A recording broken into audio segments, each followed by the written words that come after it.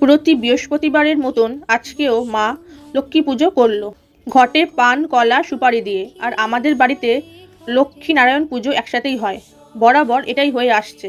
আগে আমার দিদাও এইভাবেই পুজো করতো, আমার মা বলতো। লক্ষ্মী ঠাকুরের পছন্দের ফুল লাল জবা। সাদা রঙের ফুল কিন্তু মা লক্ষ্মীকে দিতে নেই, আর তুলসী পাতাও কিন্তু দিতে নেই। নারায়ণ ঠাকুরকে কিন্তু সাদা ফুল আর তুলসী পাতা দেওয়া যায়।